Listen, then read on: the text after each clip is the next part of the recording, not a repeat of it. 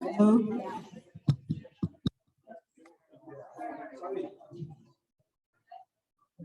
Okay, we'll make a start.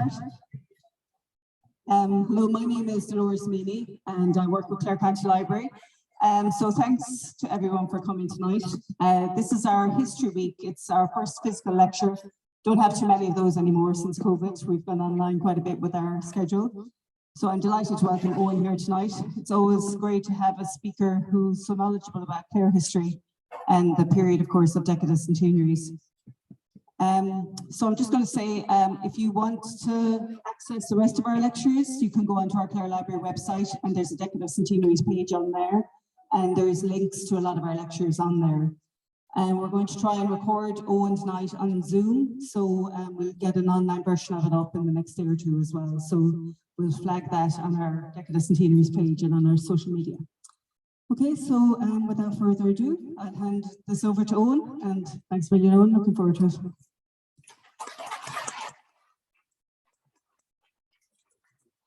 Thank you, Dolores, and thank you everybody for coming. I have quite a few slides here, so I'm going to go through them fairly quickly tonight because our time is limited. We'd like to get through it in about an hour if we can at all, you know. If you have a question or a comment, I would welcome it at any time. You don't have to keep it till the end. If you put the hand up, I don't stand on ceremony. I don't have a problem with that. And we'll deal with questions as they arise, because otherwise the question may not be as relevant at the end as you felt it was. You know, that's the way I've always felt about it myself anyway. I entitled the talk tonight "Saving Hay and Saving Ireland" because it's one of the chapters of my book, and it probably would have been the title of the book, except that I found a better one, or I felt I found a better one. I had thought of using this as the title. And the funny thing about the title that I did use, "The Hand That Held the Gun," was that I believed at the time that there would be hundreds of books with this title, "The Hand That Held the Gun." And when I Googled it, I couldn't find any. There weren't any that I could find anyway, and I still haven't found any.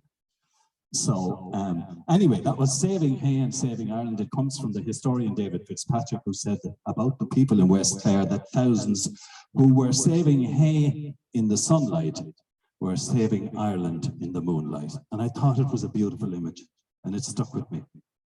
So that's why I decided to use this one. And then we were talking about more stories.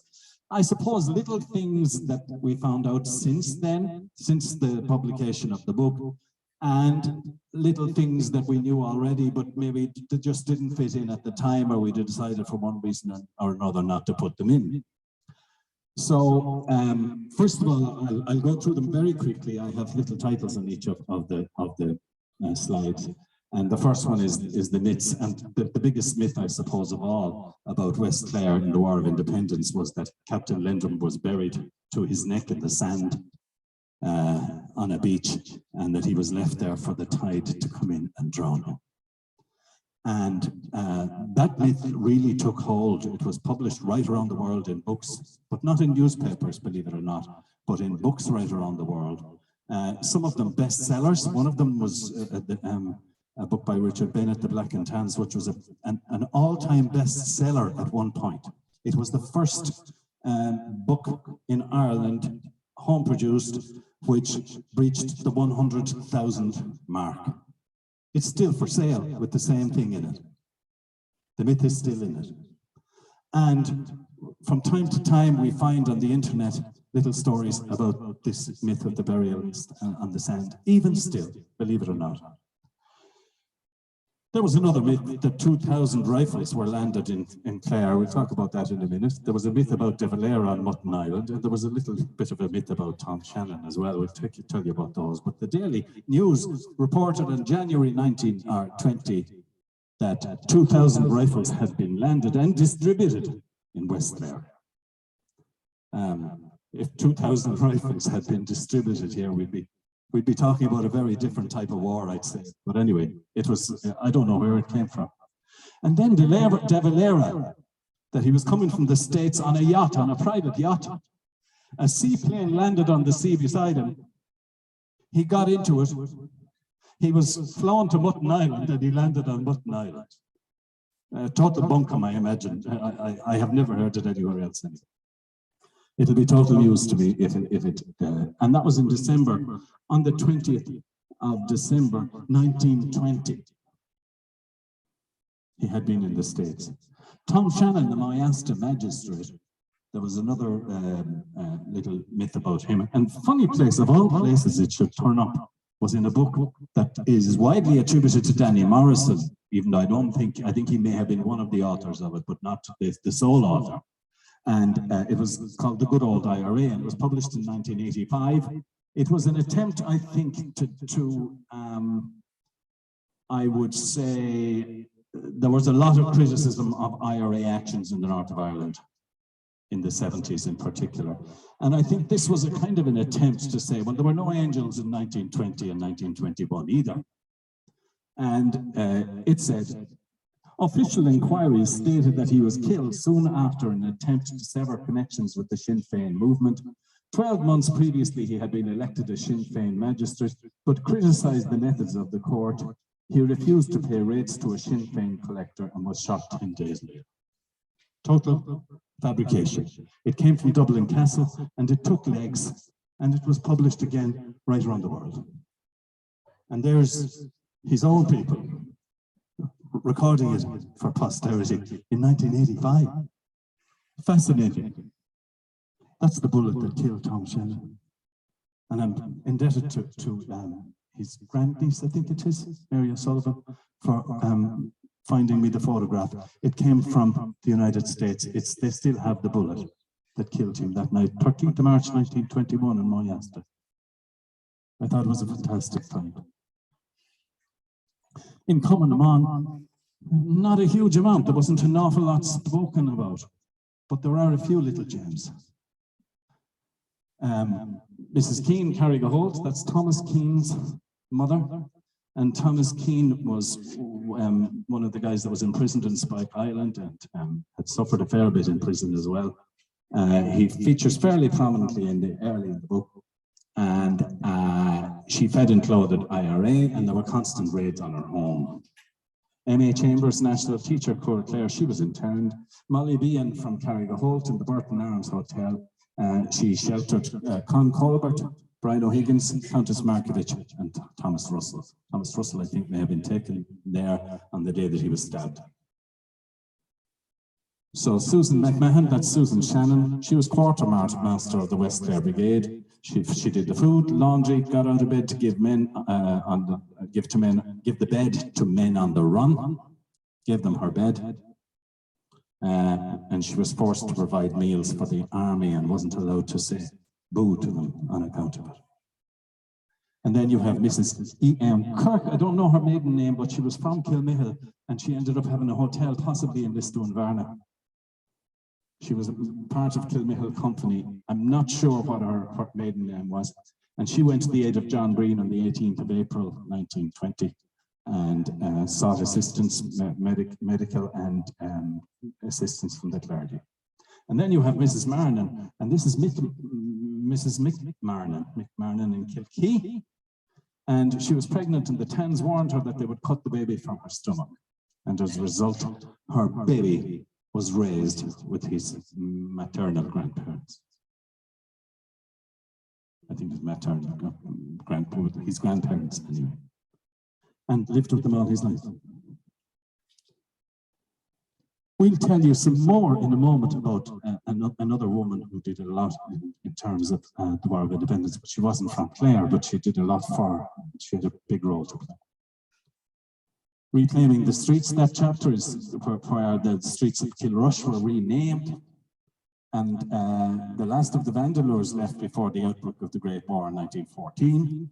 Arthur Lynch MP for West Clare, he said, the last traces of foreign domination in the Kilrush district, that's the way he described it. They had gone. In 1930, J.P. Hughes, Kilrush, UDC, proposed that the names of the streets would be changed, and it was seconded by Michael Carmody. And the wording was that as a means toward helping future generations of West Clare to forget the evils of landlordism, under which their forefathers suffered, that this council herewith decrees that the streets of Kilrush be renamed. And in order that future generations of Irishmen shall remember with pride the names of those brave, that should be a B there, and gallant West Clare men who gave their lives in the fight for Irish freedom, their names shall be inscribed on the streets of Kilrush instead of the names of those who are helping to perpetuate landlordism. So that was around 1930. But of course, as you probably know, the plebiscite was never held. You were obliged to have a plebiscite for this kind of thing, a vote of the people in the streets, and it never happened. Some of the streets held the names of the patriots. Most of them didn't. Some of the people on the streets, the businesses, remained loyal to the name changes and left it on their stationery and on their advertisements, which is very interesting. You will still find them in the old Clare Champions. Unfortunately, we were talking about the landlords clearing out. This is a story about Willie Shanahan's grandfather, my great-grandfather, and it's not one that I'm terribly proud of.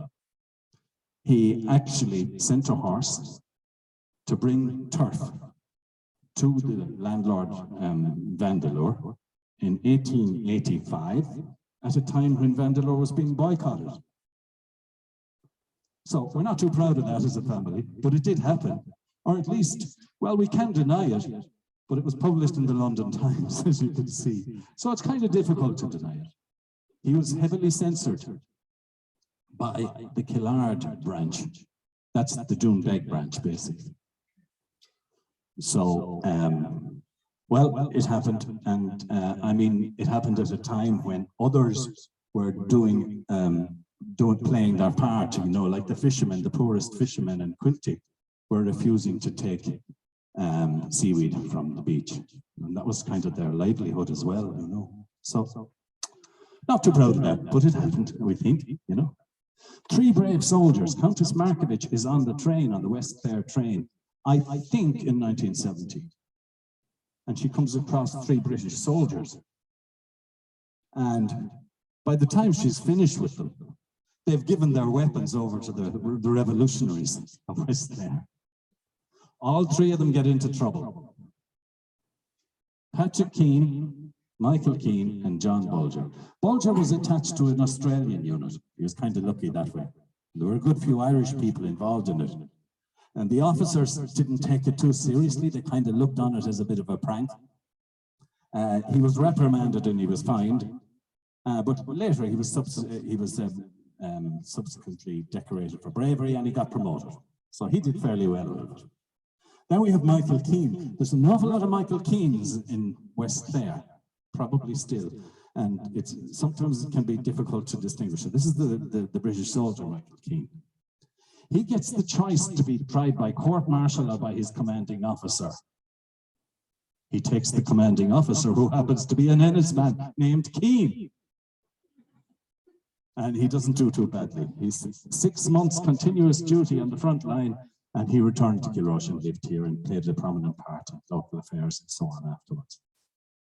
And then we have Patrick Keane. He was sentenced to be shot, but he also got a little bit of a reprieve. They put him in a foxhole between his own lines and the enemy lines. And if you're in a foxhole between your own, there's only one thing is going to happen to you. You're going to be blasted out, left there to die. But when he was there, he became aware that one of his commanding officers had made a run across towards the enemy line. He got shot and he got stuck in a barbed wire and he couldn't get out of it. And Keane got out of his foxhole and he ran and he saved his life and he dragged him back to safety. So he's reprieved, he survives, and he lives in Kilrush. Nice little story.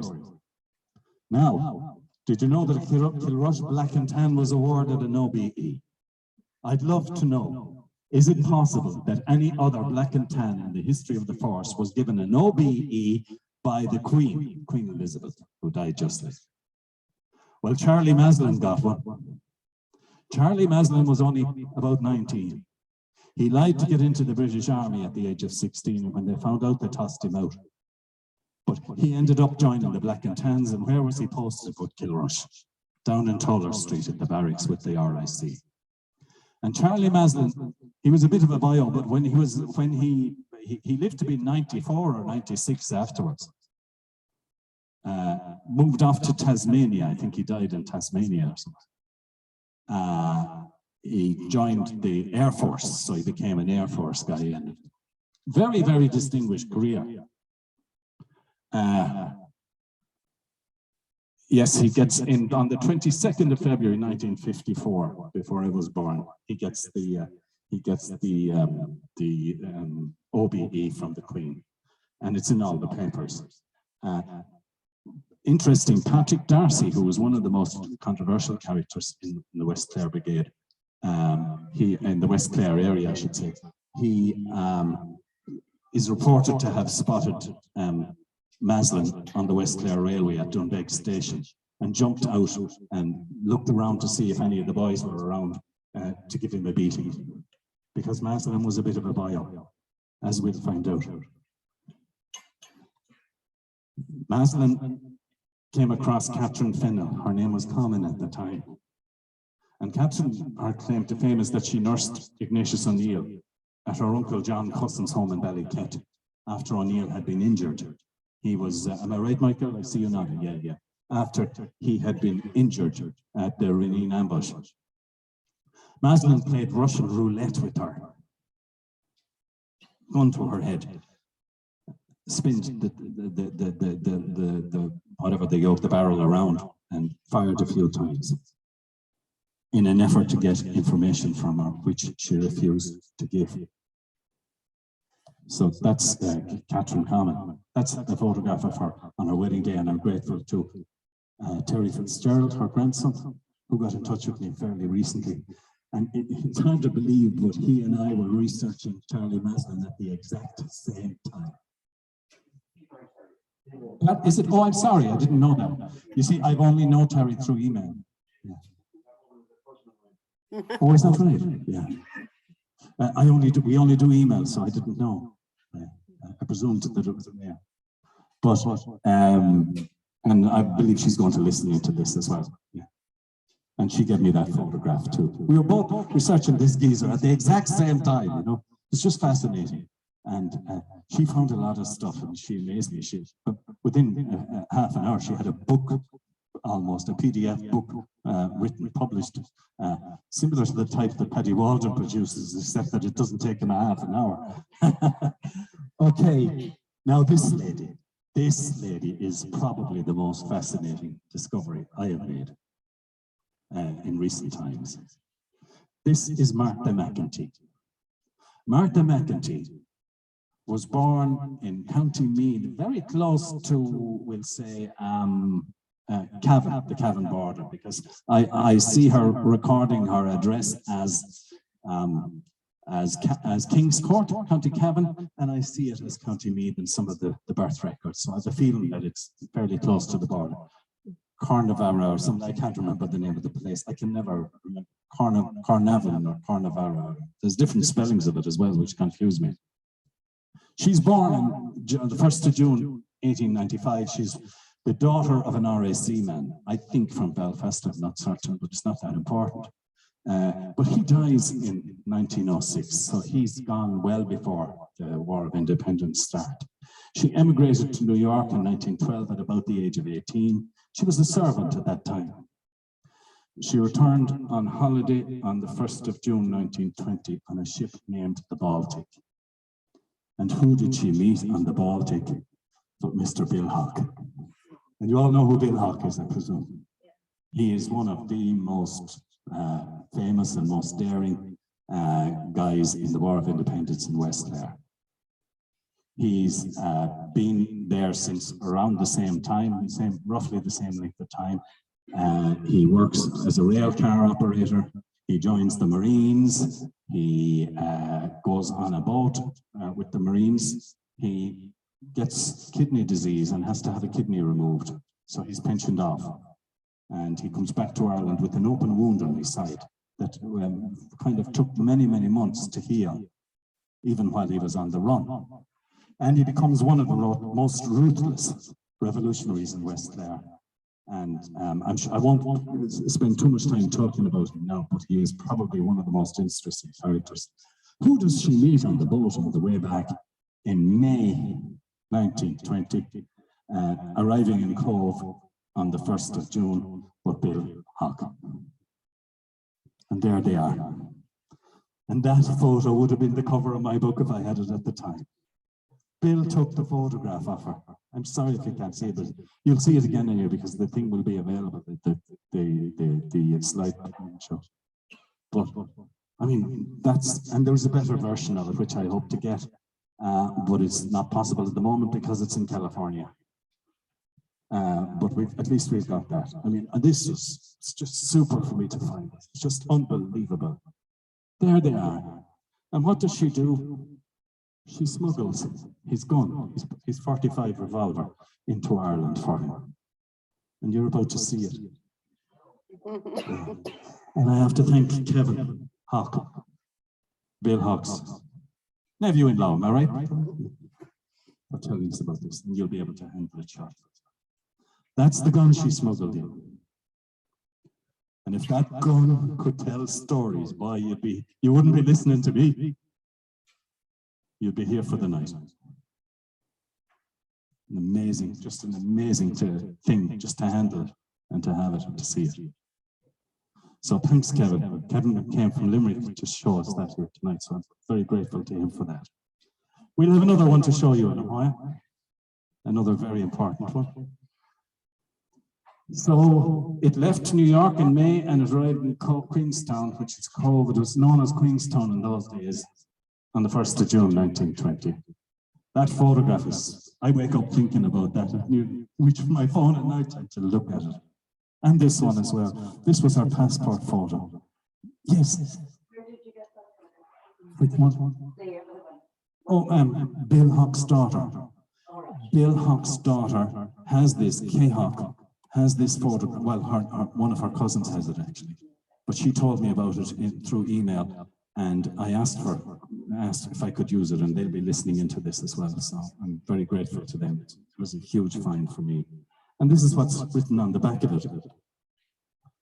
It says, Bill Hawke, RIC's daughter, carried Bill's .45 revolver, smuggled into Ireland when he returned to Ireland in 1919. It was 1920. It wasn't 1919.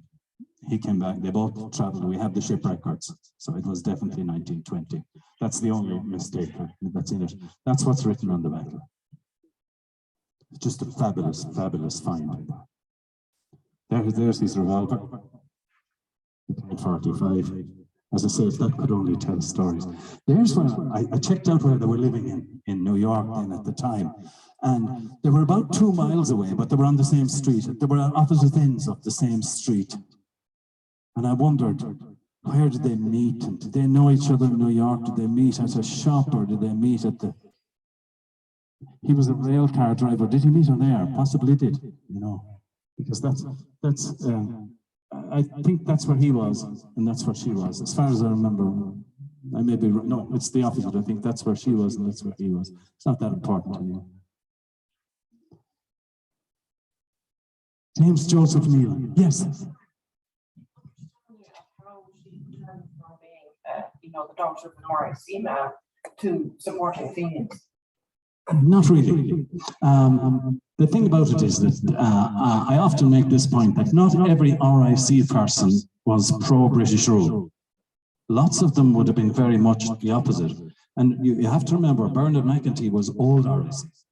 So he was of a different era. He would have different experiences. And they weren't the experiences of war or do you understand, or guerrilla warfare or anything like that. So I'm guessing that we never can tar them all with the same brush.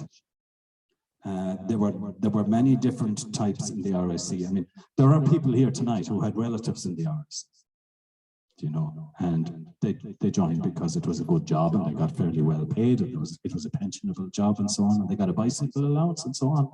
And some of them were quite benign. They didn't do a whole lot of damage at all. And we don't know what Bernard McEntee was like, really. I haven't researched him hugely, you know. This is James Joseph Neylon. James Neylon was about 20, maybe 21, when he was involved in the ambush of Captain Lindrum at Carafinic on the 22nd of September 1920, the day of the Renine ambush. We don't know who pulled the trigger, but we do know that he was the only one of the four who went on the run immediately and left Ireland shortly afterwards, on the 29th, I think, 28th of November, for Chicago. He lived in Chicago for the rest of his life. He never, ever came home. He married Minnie Queally, who was Tomás Quealy's sister, I think. And Tomás Queally would have been one of the big guys in the West Clare Brigade as well. And that's Father Michael Queally. He became Canon Queally, and he was parish priest of Kilrush at one point. That's his brother-in-law. Future brother-in-law, possibly. Well, no, I'd say brother-in-law at that time because they got married fairly. I think they got married around 1922. This was another fantastic find meeting the Neylon family. They're great friends. They live in Chicago. Michael had 49 grandchildren. And for me, finding them was just a huge moment. And they've come and they've visited, and some of them are coming next year to visit and that. And we meet up and all. And we have Zooms and everything. Every month or two, we have Zooms with three of them. Now, James Joseph Neylon had an uncle named James Joseph Neylon from Carafinic, who went to Newcastle, and he became secretary of Newcastle United Football Club, and one of the newspapers describes him as a founder of the club and of the club that preceded it. Newcastle United Football Club, Kilrush are known as the Shamrocks, as we know. Newcastle United Football Club are known as the Magpies, and so are the Doonbeg Club. And the Doonbeg Club took the name the Magpies in 1907. The Magpies in Newcastle, they took their colours in 1894. It's just possible that he was a regular visitor to Carafinic, and it's just possible that the Doonbeg colours came from Newcastle United. He was a very important politician, local politician over there. He was a friend of the poor, very much a benefactor of the poor, and he was described in one of the accounts in the newspaper as one of the chief supporters of Newcastle United Football Club. Yes. There was Dominicans involved in the founding of Newcastle United. Yeah. Oh, very good. Never heard that, but I've been in touch with the historian with Newcastle. Dominicans. I must ask him. I will ask him. I will ask him. We were in touch a good bit about this because, Kevin here, my friend Kevin, who brought Bill's gun here tonight, and you'll be able to handle it, I believe, later on, and another one as well. Kevin is working on editing a history of Doonbeg Football Club, GA Club, and this little story is being told in it as well. I hope he doesn't mind me stealing an art. I'm sure he doesn't. So, yeah. It's going to be a very, very good book. I've seen little previews. So he was a poor law guardian. That was so he was an elected poor law guardian and friend to the poor. His party piece was Father O'Flynn. Mac and Shanahan, what did I find out since the book was published? Well, I found out that Lizzie O'Donnell, Maggie Dillon and Susan Shannon went to visit them in Kilrush jail, but they weren't admitted. They would not be allowed in. So they started to wave at them. They saw them at a window. They went around the back and started to wave up at them, and they waved back. This was a couple of days before they were murdered. One on the way to Ennis and one in Ennis. A very interesting, the soldiers started throwing potatoes at them. And I think it was Susan Shannon got a very black jaw out of it. She got a bad wallop of one of the potatoes. And her jaw all swelled out and everything after it. There was an interesting letter. You see, when writing about Mac and Shanahan in particular, I had to be very, very objective. People used to say to me, "Oh, you're writing a book about your uncle," and I said, "No, I'm not. It's not about my uncle. It's about a lot of different people, but it is not about my uncle. He features in it, but that's about it."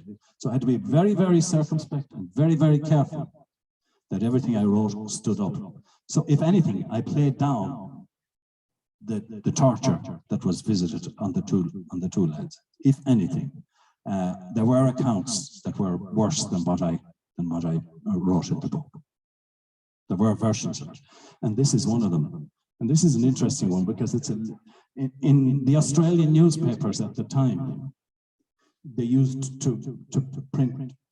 A lot of their information about Ireland obviously came from letters that were written by people at home here to their relatives who had gone, who had emigrated. So this letter was written by a local person describing what happened to the two lads. And they said that on the way to Ennis, Willie Shanahan was being belted and beaten, and McNamara jumped on him to protect him.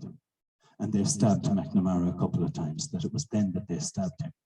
And that then they took him and put him outside up against the wall and shot him.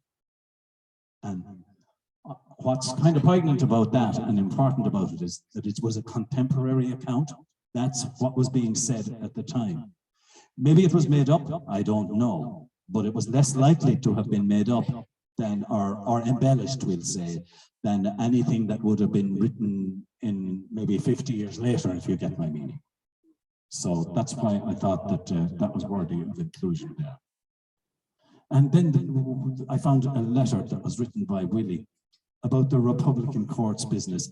He was chief of police, and part of his job was policing court decisions. So if a decision was made by a court, his duty was to see that it was implemented and that the people abided by the decision of the court.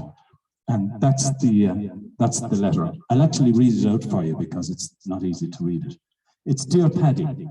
He's writing, I believe, to Paddy Kelly, who was one of the magistrates, or he was on a team of magistrates. He was from Clonina. He was an ex-British Army, fought in the Boer War, I think, in Africa. So he's writing to Paddy Kelly, and he's looking for advice. And he's saying, the police carried out the Ocean View Doonbeg Wednesday. Dear Paddy, the police carried out the order made in that case of Mrs. McGrath versus Sullivan. That was to throw the stones across and Sullivan to make up the fence. So Sullivan made up the fence and she knocked it again. I would like to know, would it be fitting? Would it be better let it rest until such time as the case comes up for hearing, or summon her to a special court immediately? Let me know the wisest course to take. Hoping yourself and all your care are quite well. Yours, sincerely yours, Willie. And that turned up in a family archive of ours at home. And again, to handle something and to see something that was actually written by somebody, you know, seeing a photograph is brilliant. When you find a photograph of somebody that you've been researching for a long time, it's great. But when you find something that they actually handled and that they wrote, that's very special. For the likes of me anyway, I suppose. But that's it. The spelling isn't brilliant in it, but it's okay. It's not too bad either. And that survived, and that only turned up there a couple of years ago. There's his gun. There's Willie's gun. I have that here for you as well to show you in a while. And that turned up after nearly 100 years. He was on the run and he gave it to a cousin of his to look after. And the cousin kept it safely for all that period of time. It was working fine until I went to the school that I taught in to give a talk to the boys. And they were sitting like yourselves, but more so than yourselves. They didn't care about what I was talking about. They just wanted to handle the guns. So, and I could see it all over their faces. And I said, okay, I'm going to leave it in the school for a week. Everyone here is going to get to handle these guns. And whatever they did, it won't fire anymore. But I suppose that doesn't matter too much. They got great pleasure out of it. We'll pass those around and let you have a look at them later. And Clare Association, New York. We're doing very well on time. Anybody got questions? We're going very well, actually. This is great. I was anxious to. I wanted to have some time to talk afterwards as well. That's Lizzie, the art's sister. Yes. Yeah. Lizzie left an account of there's other stuff in it as well. I just today spoke about what you said about Mac and Shanahan about visiting them. Ourselves and Susan Shanahan and Maggie Dillon. Yeah. Yes, that's it. That is Lizzie. A lot of these guys, as you probably know, they ended up in New York and in this different parts of the States. They emigrated. Some of them felt they had to. They wouldn't get jobs, maybe, and county council jobs and so on here and everything, depending if they took the anti-treaty side in the Civil War. And they remained totally loyal to County Clare after they went there. And that was one of the things that I noticed a lot in reading news reports and reading the banner. That's the big book that they produced in 1963, I think it was. It was a book called The Banner, Clare Association, New York. And they remained totally loyal to their former colleagues. And they wanted them to be remembered, we'll put it that way. You had John McGowan. Now, there were others as well. These are just a sampling of them. These are people that come to mind fairly quickly. There's John McGowan and Mick Fallahy. John McGowan was involved in the Corps area. So you're talking about 4th Battalion. So he was quite involved up there. There is one story. He was quite involved later in the Civil War as well, which is an area that's not covered by me as such, not yet anyway. And there's one interesting story about him that he goes into the church and the church is surrounded by RIC and military, and they know that he's in there and they go to get him, but he escapes out of the back, out of I think it's over near Coor. I'm not sure it's the church in Coor. I think it may be out the back door and out through the crowd and escaped through the fields. But he was far more involved during the Civil War. Then there's Mick Fallahy. These guys, they remained very loyal to each other and loyal to their county. It's the one thing that keeps cropping up. I mean, John McGowan was involved in the fundraising and the erection of the original monument to Padder Clancy in Cranny. That would be in the 60s, I think.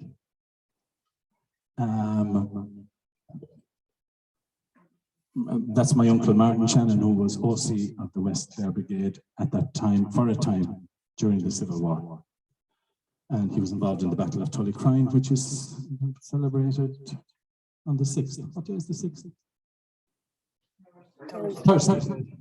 And it was on a Thursday, I think, as well. He was involved in that as well.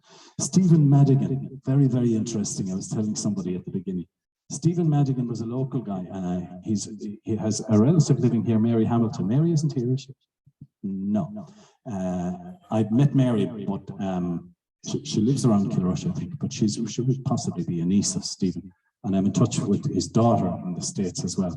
And Stephen Madigan wrote a letter to the Clare Champion in 1966. And this will give you an idea of this loyalty that I'm talking about that these guys had in New York. He wrote and he said, is nobody ever going to write the story of the men and women of the War of Independence in Clare? And quite a long letter. Is there nobody that's going to write it? Do they not deserve that much? He said. It was fascinating. It was a very well written letter as well. And he ended it. His last line was, let us give future generations some things worth remembering from the past. And that was a little bit of an inspiration to me, I have to say as well, that these guys, that they were probably more loyal to the past and to the period themselves than we were at home, I would say. But in the last couple of years, I think we've done an awful lot to put that right. And I think that a lot of the credit for that is due to one J.T. Larkin, as most of you probably know, and his committee. But JT in particular rang me out of the blue one day and he said, I think these men and women should be commemorated. And I said, JT, I thought they had been forgotten. And I did, I really did. But I felt that it shouldn't be me doing it. And JT took the cause on. And a number of fantastic commemorations, all local, which was really good. All local commemorations organized by local committees. And I thought of Stephen Madigan when that happened. I felt he'd have been fairly proud, even if it was 66 years later. Paddy. You can also raise the money to pay for the cross on the family fund of Shanahan around the same time. Yeah, I think he mentioned that in the same letter. Actually, he made mention of it. He did. Yeah. So I think the Clare people in New York, they deserve a lot of credit. There are people like that who kept stories kind of alive, if you know what I mean, kept the stories going and kind of kept a little bit of momentum going. And then other people later on were able to take up where they left off and maybe move it forward. And I like to think that we've done a bit of that in the last couple of years with the commemorations that took place. Frankie Ronan, a Kilrush, and there are a number of people who get very little mention when you're talking about the War of Independence in West Clare, because a lot of their war was fought elsewhere. And Frankie Ronan would be one of them because he was in Ballina, I think it is. So he enlisted locally in 1917 under Padder Clancy, and there was a time when Marty Tubridy they were recruiting at the time. He then bought a gun off a soldier for £2. And he moved to Ballina. I think he was in the hardware business and he needed to do some training, and he possibly moved to Ballina to get that done. He was involved locally, and of course the RAC found out that he was active and that he was a bit of a threat, and they took him, RAC and TANS, on the 1st of April 21, and they tortured him for information. They stuck the blade of a knife up under his fingernails and stuff like that. But he wouldn't give, he wouldn't tell them, he told them nothing. And they played Russian roulette. That's the second case of Russian roulette we came across. They fired it, I think, 3 times. Told him to get on his knees and prepare to die, stuff like that. He lived here until the age of into his 90s, I think. Yes, Michael? Or Vandelor? Yeah. Family store. But another interesting thing, as a young man, he was very interested in Port Alberton. And when Thomas Russell was wanted to kind of go over, he didn't die into the part of my being, and they walked back to the garden there, to the doctor Southern. And he was moved at Kilrush Hospital, and he passed away after a few days. But Frankie Ronan got into the hospital and took the photograph of Thomas Russell lying on the deathbed, and that photograph went in the eventually came back. Teddy probably never there, but it was used then by the granddad I also was on walking from Dowell and Kerry. He used it in the book by the story of Thomas Russell. He was the kind of was an Irish teacher in the Irish college. Not too long ago. So, but also another, his sister was married to Donald O'Reilly, who was in the RIC who kept the case in Venezuela. His sister married. Oh. Yeah.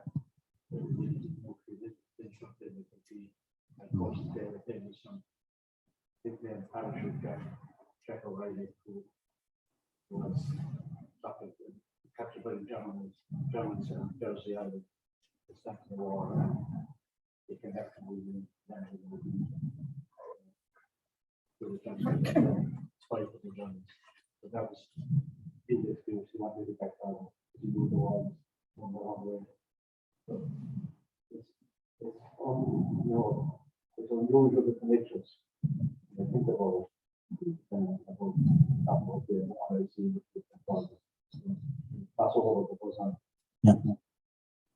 It's amazing. You see it time and again, yes. I have a sad photograph of Frankie Ronan being moved from the hospital here when it was closed down to Ennis Hospital, was being in 87.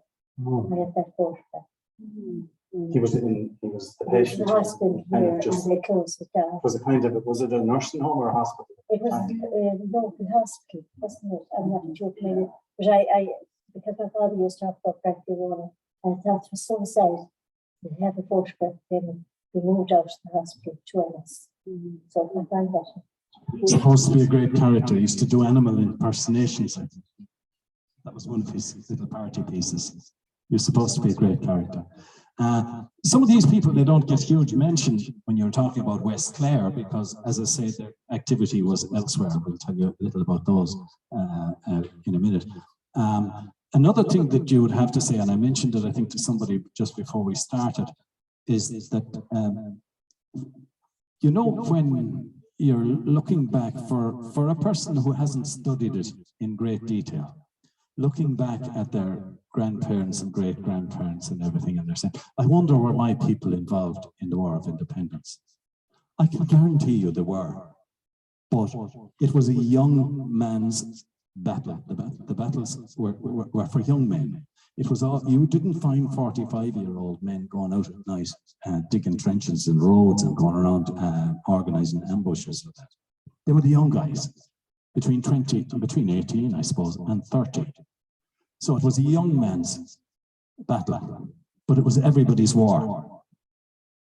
That's very, very important to remember, that you could look back and you'll see lists of names, and you might not say, oh, my ancestors are not in this kind of thing.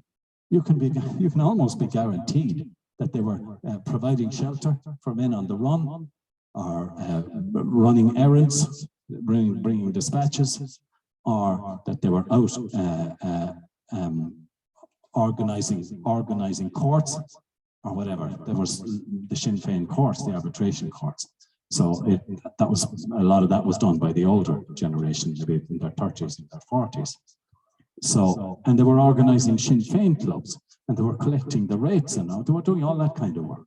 So a young man's battle, but it was everybody's war, and it's important to remember that I often think that when you're commemorating the War of Independence in West Clare, it's everybody's commemoration, really, because it was a united effort. It wasn't just the young men and the young women.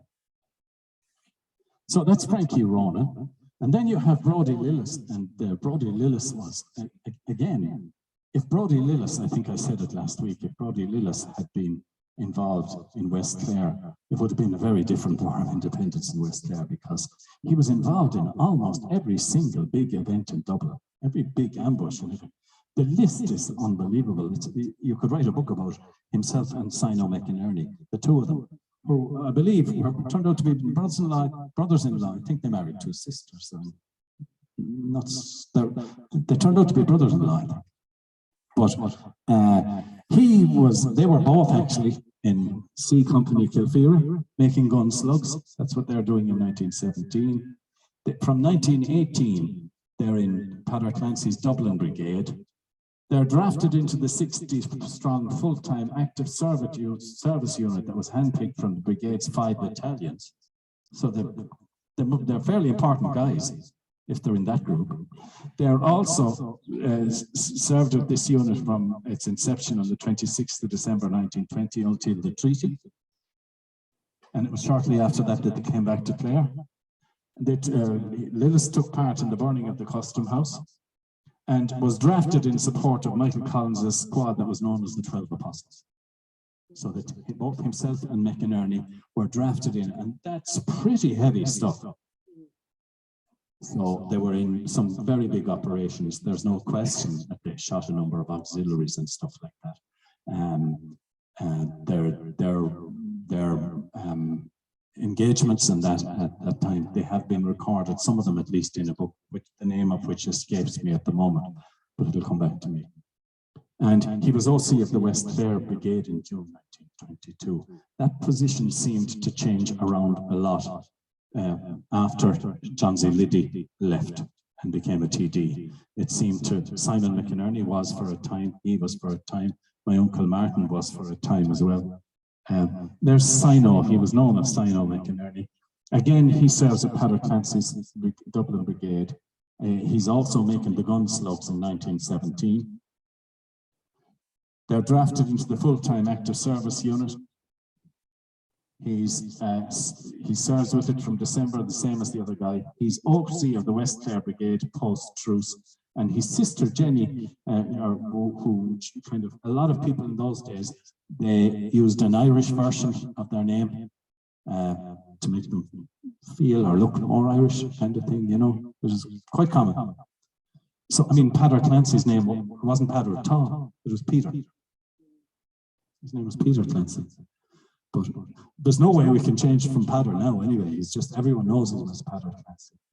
My own uncle Willie, at some point his father went looking for a bit of compensation or something after he was killed, and he described him as Liam Shanahan. Nobody ever knew him as Liam, you know. But it was kind of, it made you a little bit more Irish if you had the Irish version of your name. Another thing that they did actually in those days, if you got killed in action or anything like that, your status was elevated. So you moved up to a commandant or something like that. That was fully acceptable. It happened widespread. It wasn't just in Clare. It happened everywhere. So it was automatic. You were moved up straight away. So if you're researching somebody and you find, hey, he was only a captain, he was never a commandant. Well, that's why. Because they were elevated, their status was elevated. So that's Jenny. Actually, she was a fairly important person in coming on, and I haven't found much on her yet, but she was fairly. Fanny McInerney, Sino's sister. This is an interesting one, and I can send you a copy of this if you want. It's an alternative ballad from Eoin Shanahan that turned up a couple of years ago. Now, you probably have heard the one that was written by Jack O'Donnell. Those Christmas times are morning are not like the times of old, when the light of love shone merrily, and so on. It goes on like that. So Jack O'Donnell wrote that song. And I got an email some years ago from Jacob Boland, who's the son of James Joseph Boland, who lived in Ina, which is, I think, outside Doonbeg, when am I right? Westish, Doonbeg, Kilrush Road, yeah. And he lived out there. There are relations Portal, I think, or were there at least, they may not still be there. And he's from there, and he emigrated to the US in 1922. And when he died, they find this ballad of Black and Tan in his possession. I might have a bit of bother. I'll tell you, I'll give you the little memory stick, and I think it's on it, yeah. And you might be able to bring it up in a minute for me, but not just yet, if you don't mind. I'll leave it till the very end, and I'll flash it on the screen while we're having a look at the ammunition and the guns here. But what's amazing, what you're going to find about it is, if you compare the two ballads, well, every verse has 4 lines, the same number of verses, and there's the same kind of, you'd kind of say they're modeled on each other, that they're very, very alike. The language and everything is very, very similar, and the sentiments and everything that's in each. There's a great similarity between the two. I was just fascinated by it. That the Bloodhounds, in other words, the Black and Tans, as they say, the Bloodhounds came to Reedy's house in Newtown, and you have words that will appear in both of them. I was fascinated at that. So maybe I'll flash it on the screen later, and you'll be able to have a look at it. I can email it to anybody who'd like to have a look at it as well. So that's James Joseph Boyd. I think we're coming at the end. I just want to mention something else that is kind of important to me as well. Writing the stories of the War of Independence in West Clare, one had to be totally objective if one was to be taken seriously. I believe I did. I believe I was able to manage that. But I had to be totally objective about my own people and about everybody else. And as I say, it's a difficult enough thing to do. And I suppose one of the most, well, the most contentious issue was the story of Patrick Darcy and the idea that he was shot, executed for having betrayed Willie Shanahan. And that was going to be always a difficult one. But the one thing that I can say was that the family, his grandnieces and grandnephews, and his nephews and his nieces, that they were really wonderful to deal with. Of course, they had an agenda. They would like to have him exonerated and so on. My agenda was to tell a story, and they respected that agenda. And I was grateful to them for that, and I wanted to give them special mention tonight on account of that. They respected my agenda, and I respected theirs. It allowed me to be objective and to write the story as best I could in an objective way, in a non-partisan way. So I have to say that I was grateful to them for that. So we're nearly there. Yes, we are. And I'm going to ask for questions in a moment. And in the meantime, I'm going to ask Catherine if she's able to bring up the ballot. It's called the title on it is a Word document, and the title on it is Other Ballot. You know, we might put, I don't know whether it'll all fit on the same screen or not. That's it. How are we doing for time? 20, an hour exactly. We did very well. And, you know, I went to one of these some years ago, and after 2.5 hours, there were 4 people asleep. And I wasn't far off it myself. I said, I'm never going to do that, whatever else I do. Yes, sir. Yeah. You started with and you wonder the young boy being buried in there. What's the truth of that story then? Oh, the truth of the story is that Captain Lendon was shot in Clare History. He was shot through the chest and a bullet went close to the heart. The next part it's not something that we as West Clare people would be terribly proud of. He was left for some time before he was dealt with. And when I say dealt with, I mean that Joe Daly in Kilmurray was called in to deal with the situation where a man